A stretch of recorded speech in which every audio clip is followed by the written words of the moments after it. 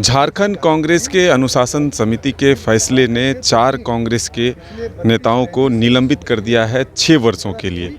इसमें अगर प्रमुख नेताओं के नाम हम कहें तो कांग्रेस के नेता किशोरनाथ शाहदेव, आलोक दुबे और राजेश छोटू जी शामिल हैं। किशोरनाथ शाहदेव जी ही हमारे साथ मौजूद हैं और जो 3 नेता हैं उनसे भी हम बातचीत करेंगे। लेकिन सबसे पहले आपसे प्रतिक्रिया, इस फैसले को किस रूप में आप देखते हैं? ये फैसला बिल्कुल असंवैधानिक है, एक पक्षीय है और टारगेट करके इस तरह के फैसले लिए गए हैं। जब हम अपनी बातों से राष्ट्रीय अध्यक्ष को अवगत कराएं और मामला सुप्रीम कोर्ट में हो तो लोअर कोर्ट निर्णय नहीं करते हैं, फैसले नहीं सुनाते हैं। हमारा ये मानना है कि जो सवाल हमने खड़े किए थे वो आज भी जीवंत हैं, आज भी प्रासंगिक हैं। हमने कहा था कि प्रदेश अध्यक्ष संगठन चलाने में अपरिपक्व हैं, वो उन्होंने प्रमाणित किया। जिला अध्यक्ष के चयन पर, जिला प्रदेश के पदाधिकारियों के चयन पर ये बातें सामने आ चुकी है। आप कल्पना कर सकते हैं कि कांग्रेस की कोई कमेटी बन रही हो, उसमें अल्पसंख्यकों को स्थान ना हो, महिलाओं को कोई स्थान ना हो, हरिजन को कोई स्थान ना हो। ठीक है, आपने उसको 24 घंटे के अंदर 3 बार सूची जारी करने की आवश्यकता पड़ी, लेकिन आपने आपकी अपरिपक्वता ने ये सिद्ध कर दिया। तो कहीं ना कहीं व्यक्तिगत रूप से उन्होंने टारगेट करके इस तरह का काम किया है और हमारी भूमिका कांग्रेस के विचारधारा को आगे बढ़ाने की है। चुनौतीपूर्ण समय है। देखिए, सामने 27 फरवरी को रामगढ़ में उपचुनाव होने हैं, कांग्रेस का अधिवेशन प्रस्तावित है। तो इन सभी का जो है समय पर इस तरह के फैसले सुनाए गए हैं। तो हमने पत्र लिखा है प्रदेश अध्यक्ष को कि इसमें कितनी सच्चाई है, क्या है।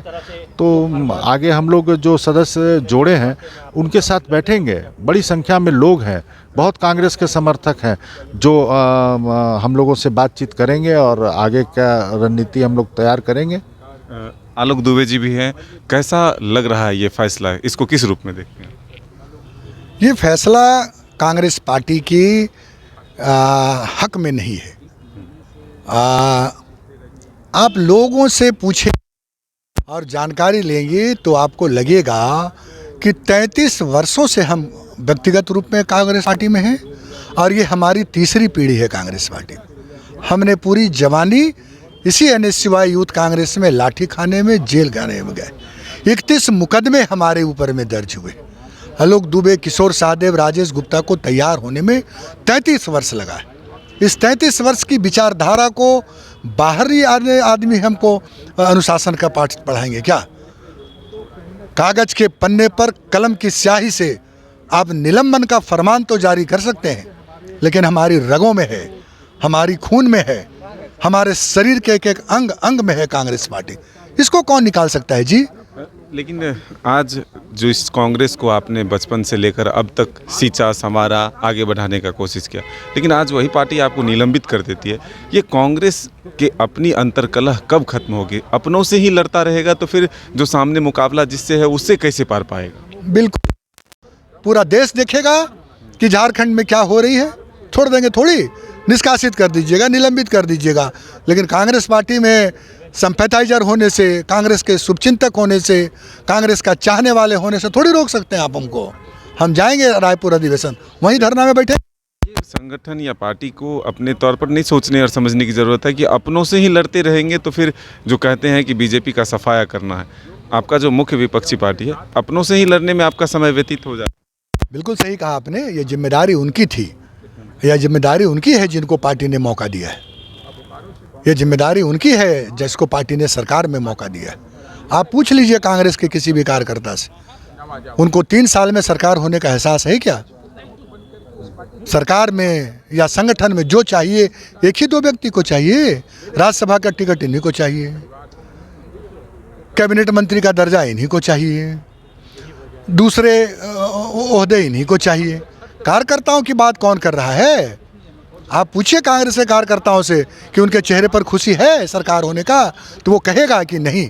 अगर कार्यकर्ता जो आपकी पार्टी का रीढ़ है उसके चेहरे पर अगर चमक नहीं आएगी तो 2024 का मुकाबला जो राजेश ठाकुर का चेहरा है उस चेहरे पर हम कभी मुकाबला नहीं कर सकते। आगे संगठन के का जो कामकाज है उसमें आप शामिल होंगे? बिल्कुल, क्यों नहीं शामिल होंगे। संगठन के कामकाज में कौन रोकेगा मुझे। संगठन के कामकाज में शामिल होंगे, संगठन की गतिविधियों में शामिल रहेंगे। हम तो राजनीति 34 साल से राजनीति में ही सोते हैं, राजनीति में ही उठते हैं, राजनीति में ही रहते हैं और रात में विश्राम करने राजनीति में ही जाते हैं। इसके अलावा दूसरा कोई काम नहीं है। वो अपने जो 14 साल पहले चले गए थे वो बताएं कि वो जब प्रदेश अध्यक्ष से हट जाएंगे तब वो रहेंगे कि नहीं पार्टी में। राजेश जी, आप बताइए कैसा, किस रूप में देखते हैं इस फैसले को? ये जो एक अनुशासन समिति अचानक एक फरमान जारी करती है कि 4 लोगों को निलंबित कर दिया जाता है, क्या लगता है कि सच बोलने की सज़ा है? निश्चित तौर पर सच बोलने की सज़ा एक अहंकार और अहंकारी अध्यक्ष के द्वारा कागज पर कलम से लिखे हुए यह आदेश है। तो इस प्रकार का आदेश निकालना कहीं न कहीं हमारी विचारधारा, हमारी सोच और पार्टी के प्रति जो कमिटमेंट हमने 35 वर्ष पूर्व किया था। छात्र थे, मूछ भी नहीं था और कांग्रेस का झंडा लेकर निकल पड़ते थे।